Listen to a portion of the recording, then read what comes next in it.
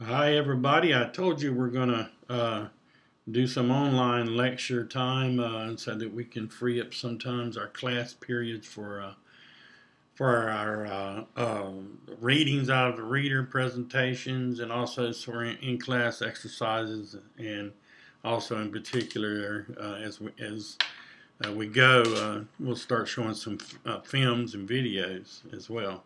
Both most of the time in class, sometimes online. Um, but I'm just going to start out looking at chapter 2. And again, the first three chapters tend to be quite theoretical and abstract nature. And then after that, it becomes a bit more focused on certain aspects of everyday interactions, if you will. But just to get started, there's a couple of things I really want to pay attention to. First, I'm going to just read through the conclusion just to get us thinking, and then I want to go over one of the central areas in this chapter, and that's dealing with the development of the self through socialization. And if we have time, I want to look at a few of the definitions. Please study your definitions as well as you finish these chapters. Go over your definitions to get knowing these concepts. Good bit of our exams will be made up of these concepts. So it's good to get to know these. So reading the conclusion on page 54 for chapter 2, our concerns in this chapter have been primarily theoretical, and the discussion has been somewhat abstract. To conclude that there is no relationship between the issues discussed and your everyday life would be to miss an important point, however. You cannot begin to understand how associations with others are ordered and made predictable and sensible unless you have some theoretical understanding of human relations. As we noted in Chapter 1, sociological analysis, particularly the analysis of everyday events, requires more than just simple description, that is, simply describing events in our daily life, simple narrative. To get beyond description and discover underlying forms of social interaction, as we did with the getting to know you and sizing up a stranger activity in the class. Getting at those underlying social forms of social interaction. Sociologists adopt different theoretical perspectives. The authors of this book, and also your instructor as well, have adopted the perspective of symbolic interactionism. There are other perspectives in dealing with the sociology of everyday life. Some related, but that diverge from symbolic interactionism. Existentialist analysis, for example, ethnomethodology, also other various theories that deal with everyday situations. But our main focus is on symbolic interactionist theory, which I think is the best in terms of coverage and the extent in which it analyzes various aspects of everyday behaviors. In this chapter, we have introduced the central concepts of an interactionist perspective, that is, symbolic communication, the emergence and development of the self through social interaction. The process of role-taking, we'll be going over this in just a second. The existence of multiple social realities, that's an important notion in symbolic interactionism, is that we share aspects of a reality together as a nation, as a culture. But our society is really made up of multiple subcultures, and because of that, we can talk about multiple social realities. If we get down right to it, two people can occupy various social realities that differ from each other, depending on their interpretation of situations. For example, one student class might think, "Oh, this is a great class. It's sort of novel. It's an alternative to my other sociology classes in terms of its focus." Another student might think, "Oh, this class is trivial. It looks at just everyday common sense things, and I don't really enjoy the theory. I don't make that connection between the theory and the everyday. So I don't like this class. So that would be two different social realities, if you will, or different worlds from different interpretations. So symbolic interactionism says it's important. It's one of the key features, key reasons why we do so many everyday investigations of social worlds, and we use that term in plural, social worlds, so that there is as many subcultures as there are out there. There are just that many various social worlds, and to get at them, we have to study them up close with generally qualitative field methods of interviewing and observations among the group, to become members of the group at times, and to participant observation, to get a sense from the insider's view of what that social world is, how the members of that group give meaning. Say, think of, let's say you're a member of a fraternity, you want to investigate it sociologically. You would be interested in being able to get in, to participate, and then to record and begin to think about how this social world is constructed, the meanings that are given to people's roles and statuses and behaviors and whatnot. So start thinking about the world as not just, well, we got an interruption here. Hold on just a second here, guys. Here we go. I don't know what that was. It was like an advertisement. But anyway,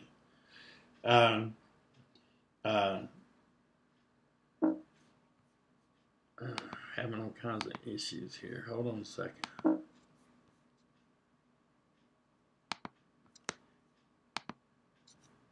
Hold on. Maybe that's worked. It interrupted our flow of communication there. That's something on my computer that I don't know if that blocked your view, but it was blocking my view. So hopefully that won't happen. But I'm going to continue on. Just a contingency, right? So symbolic communication provides a means of predictable interactions in a world where things and situations have no fixed meanings.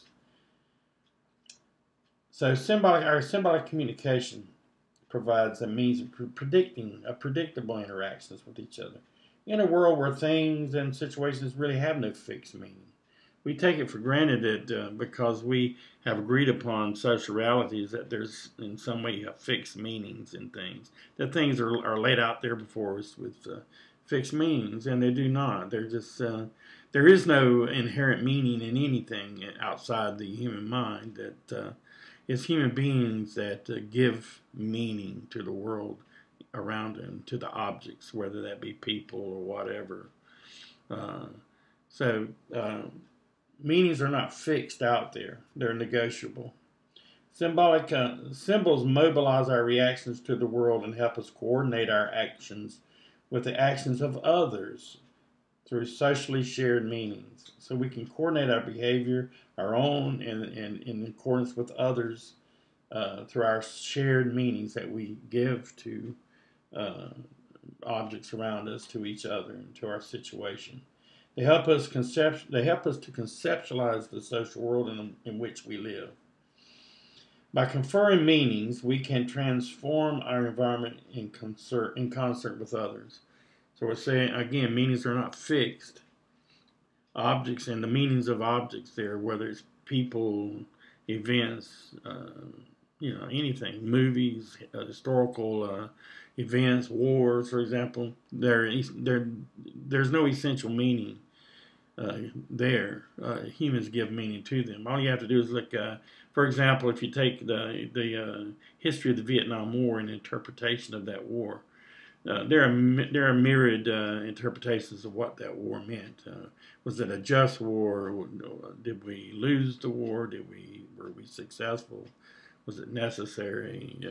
The whole 9 yards. Even going back to even going up forward to more contemporary events. 9/11 has been argued back and forth, about what 9/11 means. What does it symbolize? People fight they come into conflict over what things mean. So meaning is always an ongoing negotiation. It's not fixed in place. The symbolic interactionist perspective stresses the interconnections between people and society. As originally conceived by George Herbert Mead, it provides a picture of social life in which individuals make their own interpretations of the situations in which they are involved, while simultaneously taking social expectations into account. So simultaneously, we individually are interpreting the meanings of situations in which we are involved, which may vary from others in that situation. While simultaneously, though, we do take into consideration the social expectations of the groups in which we're involved. That is, we role take with others, so that we're not seen as deviant or seen in a negative light. So we have those two going on. We both conform to social expectations, keep them in mind while we interpret situations individually, which may vary from the members involved. Analytically, this idea is expressed in Mead's description of the relationships between the generalized other, the I, and the me, and we'll be discussing those in just a second. The components of the self operate together to maintain a balance between conventional behavior. There's, in chapter 1, there's conventional behaviors that we tend to share, and it helps to organize our everyday lives. So that balance between conventional behavior and nonconformity, to what extent we can be free to say no to society. And so the components of the self operate together to maintain, we have a balance. If we go one extreme to either way, we might be stereotyped. Usually we think of a person that's always just conforms to everything, goes along as sort of a goody two-shoes kind of person. Person that never conforms to any social expectations are generally seen as deviant, and in extremes may end up in prison for their nonconformity. But for most of us, it's a balance between the two.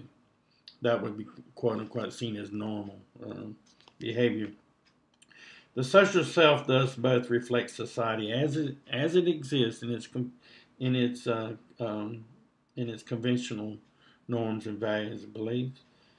As it exists, and provides a means of changing it. That nonconformity, that ability to say no, to deviate. We have both of these ongoing. So society, again, impinges on our behavior. At the same time, we have the ability to change society that fits maybe new existing or novel situations, for example. Any social encounter requires role taking or understanding the positions of other people in the situation in which you find yourself. In order to role take successfully, we must continually access available information about others. We have to continually keep alert as to not only what's going on with myself, but with what's going on with others within the same group that I belong with, right? We cannot engage in meaningful communication with others without first identifying who they are.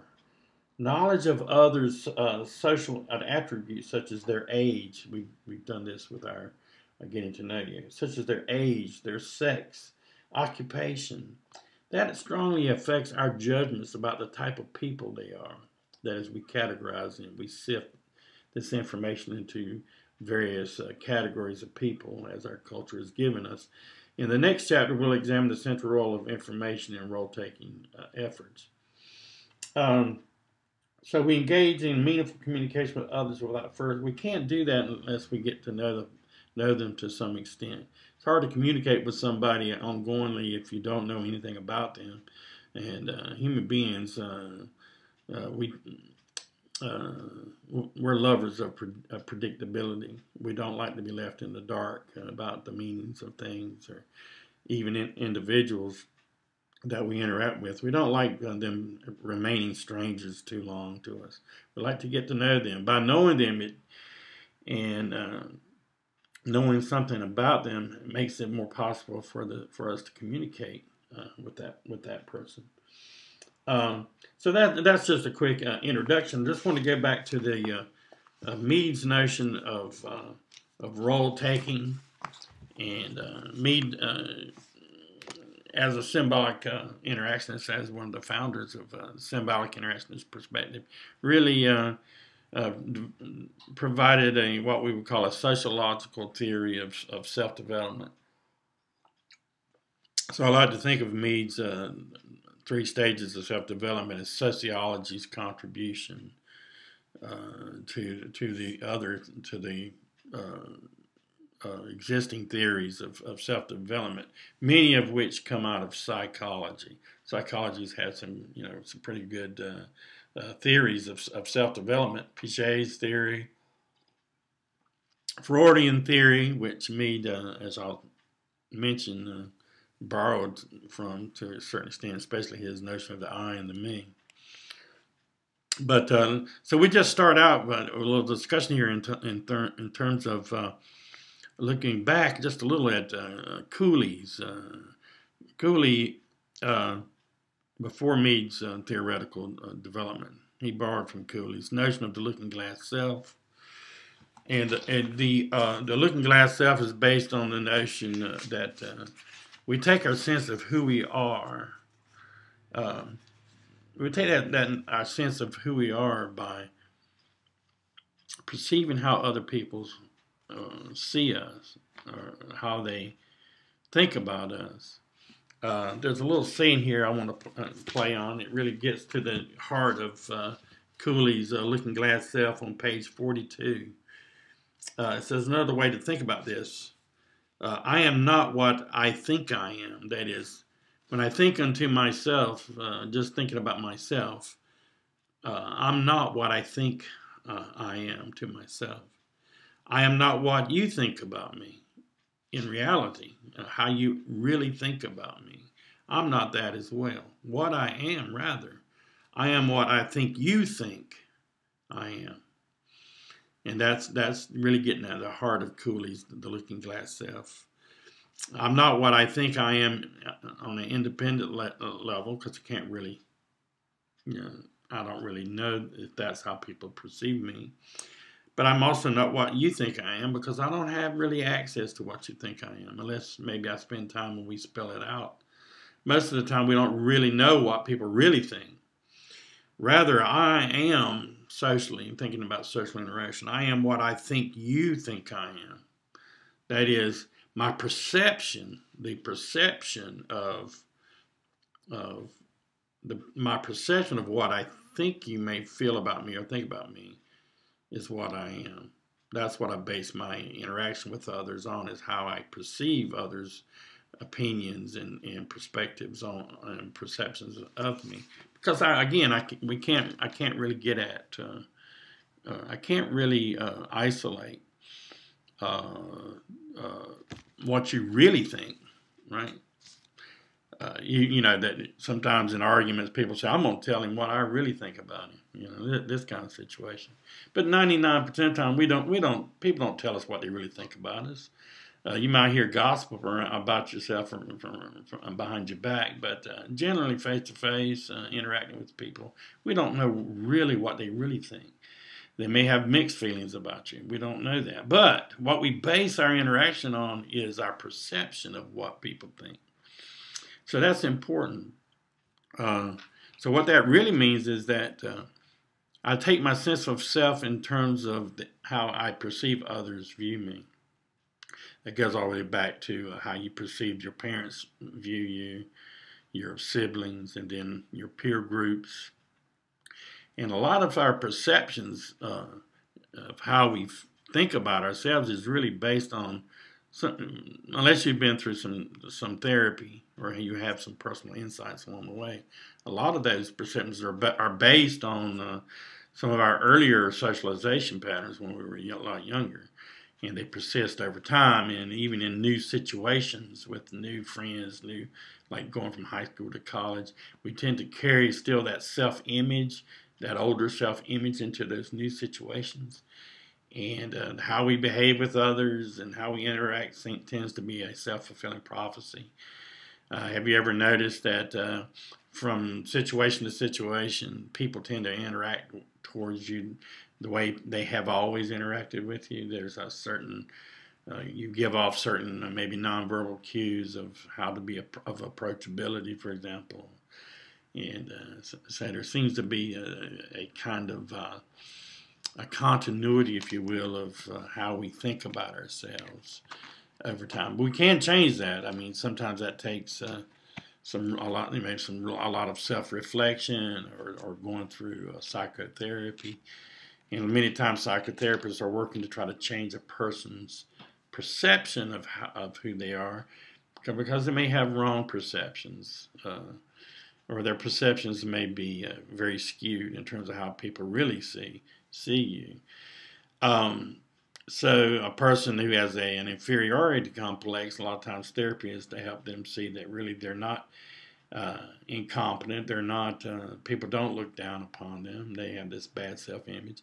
And then conversely, on the other side, you may have someone who's overly confident and very arrogant, and so it works the opposite direction. Maybe people don't think so highly of you after all. But again, the main point, the main ingredient, the most important point is based, our sense of who we are is based on our perceptions of how other people view us. That's the looking glass self. Well, Mead went a little further and developed a full-blown theoretical model. And he says that the self-identity, the social self develops through 3 stages of development. And so he says that there's 3 stages. First is the preparatory stage, the second is the play stage, the third stage is the game stage. And he views this in terms of child development, if you will. And Mead said in the preparatory stage, and this is very young children, from birth to about 2 years old or so, it varies, 3 years old. The child really hasn't got the brain capacity to really role take at this point. And again, role taking is the ability to take the position of others, stand in others' shoes, if you will. To be able to put yourself in somebody else's shoes and then perceive yourself, to make yourself an object from that standpoint, to stand outside of your selfish perspective and take the role of others. In order for us to be able, as humans, to communicate and to empathize with others, we have to have that ability to role take. Oh, I can empathize with that, with your notions, because I can stand outside of myself and I can put myself in your place, and I have a sense of understanding about what you're talking about. The ability to role take. And it's important in social interaction to be able to have empathy with each other. If we didn't have that ability to role take, we would all be quite selfish and perspective. We wouldn't care what people think at all, It would just be about me, myself, and mine all the time, right? But we can't live in a social world like that. So role taking is important, and for Mead's 3 stages of development, the role taking, if you notice, starts out simple, and as it gets to the 3rd stage, it becomes much more complex towards the development of the full social self. So Mead starts out with the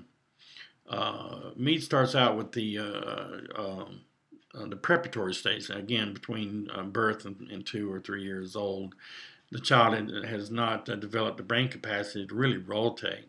So at this point, Mead says that children imitate significant others in their environment. They just, it's kind of like parroting. So dad's on a computer typing away, and then the little boy, 2 or 3 years old, sits up on dad's chair, and he's typing on the keyboards. Doesn't really know what he's doing, but he sees dad doing it, and he's imitating his behavior. I'm just being gender stereotypical, but take a little girl's in the kitchen sitting on the floor. The mother gives her pots and pans and some spoons, and mother's up there making supper and dinner. And the little girl's on the floor. She's also watching mom. She's beating them with her spoons and the pots and pans and imitating behavior. Little boy sits next to dad's reading the newspaper. He takes a newspaper himself and does the same thing, even though he can't read a lick. He's imitating his dad by. And what Mead says is at this stage, at least it's allowing the young child to play at role taking. Doesn't really understand what they're doing. It's kind of a parroting imitation of behavior. but it's a start. It's where they begin to look out to others and look at other behaviors and imitate those behaviors.